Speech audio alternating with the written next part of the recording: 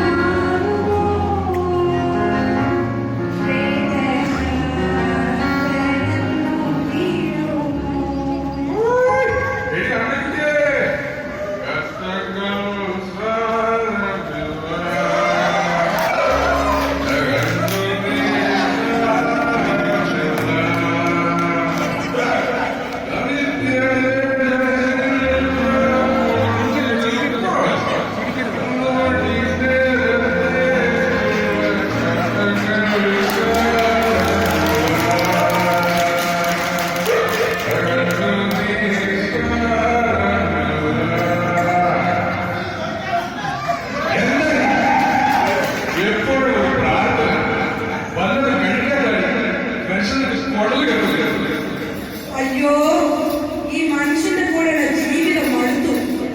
എപ്പോ നോക്കിയാലും കണ്ണുകൂടി മാത്രം. എന്നാണ് ഈ മോചനം കിട്ടുന്നത്? ആരൊക്കെ ഉപദേശിച്ചാലും ഇനിയാൻ കേൾക്കുന്നില്ല. ഇനി വരെ കഴുത്തിന് പിടിക്കുന്ന അച്ഛനെ കൊണ്ടുവരണം തോന്നുന്നത്.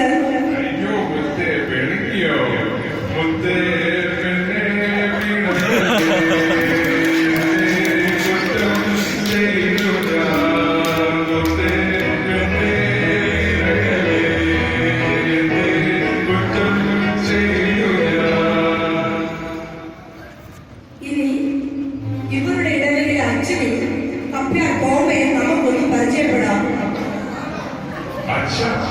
നമുക്കൊന്ന് വീട്ടിൽ വരെ ഹൗസ് വിസിറ്റിംഗിന് പോയിട്ട് വരാം. ആ വീട്ടിൽ എന്നും വഴക്കാശാണ്.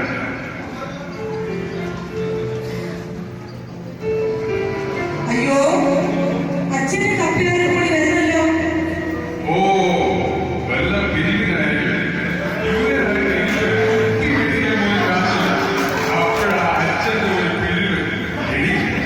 പഴയ അന്യോന്യ ആയിരത്തിന് നോട്ടുണ്ടെങ്കിൽ എടുത്തുകൂടെ? ആരല്ലോ എടുക്കുന്നില്ല. അച്ഛനെങ്കിലും കൊണ്ടുപോട്ടെ. എന്താണ് പുതിയ വിശേഷം? നമ്മുടെ മത്തായി ഇപ്പോൾ എങ്ങനെയുണ്ട്? 2014 ഈ മനുഷ്യനെനിക്ക് കണ്ണുനീർ മാത്രമേ തന്നിട്ടുള്ളൂ.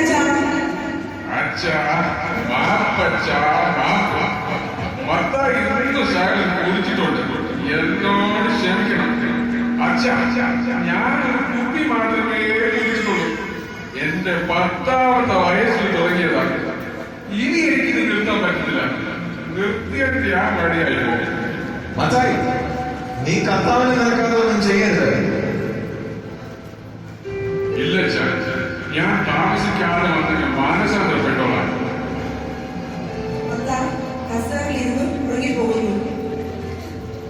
അച്ഛാ, നമുക്ക് ഈ മത്തായിയെ നമ്മുടെ പള്ളിയിൽ നടക്കുന്ന ധ്യാനത്തിന് കൊണ്ടുപോയി നോക്കാം.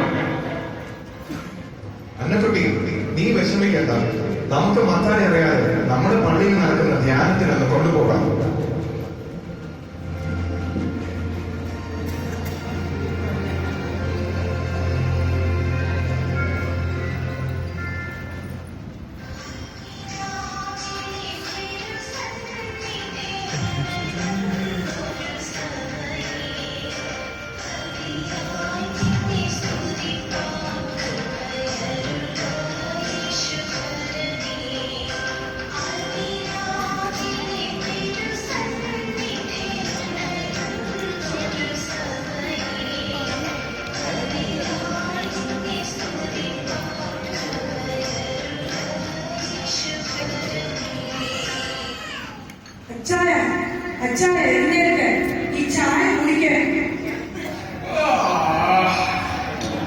എടി അനുമതി, സോറി ട്ടോ.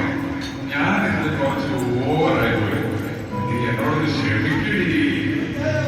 സാരമില്ല അച്ചായ, അതൊക്കെ പോട്ടെ. നമുക്കെന്റെ വീട് വരെ ഒന്ന് പോകാം, ഒന്ന് കറങ്ങിയിട്ട് വരാം. കഴിഞ്ഞതെല്ലാം നമുക്ക് മറക്കാം. എന്താ പോ.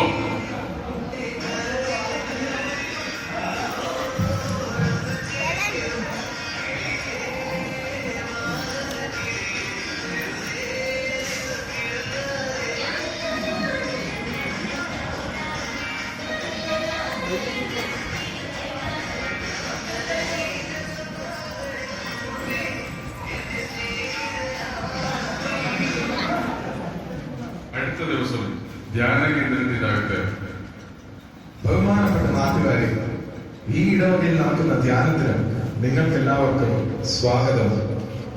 മദ്യപാനം മാറുന്നു, ഹല്ലേലൂയ. രോഗികൾ സൗഖ്യം പ്രാപിക്കുന്നു, സ്തോത്രം, സ്തോത്രം. കുടുംബത്തിൽ ശാന്തിയും സമാധാനവും വഹിച്ചേരുന്നു.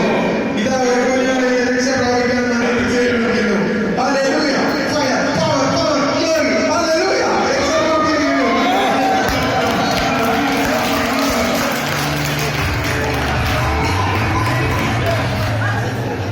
എടി അനുമതി, നീ എന്നെ ഇവിടെ കൊണ്ടേക്കില്ലടി.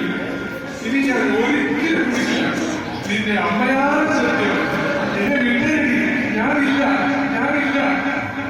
അച്ചായ, ഇതുപോലുള്ള ഒത്തിരി പഞ്ചാര വാക്കുകൾ ഞാൻ എത്രയോ കേട്ടിരിക്കുന്നു. ഇനി എല്ലാം അച്ഛൻ നോക്കിക്കൊള്ളൂ. കർത്താവേ, കർത്താവേ, അയ്യോ, ഞാൻ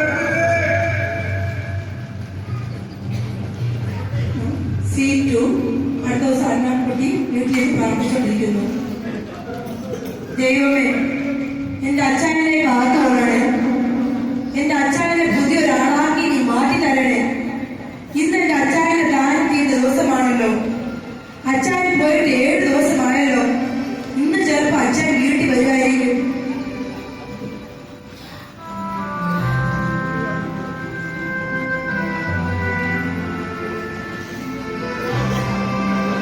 അച്ഛനും കവിയാരും മത്തായിയെ കൂട്ടിക്കൊണ്ടുവരുന്നു.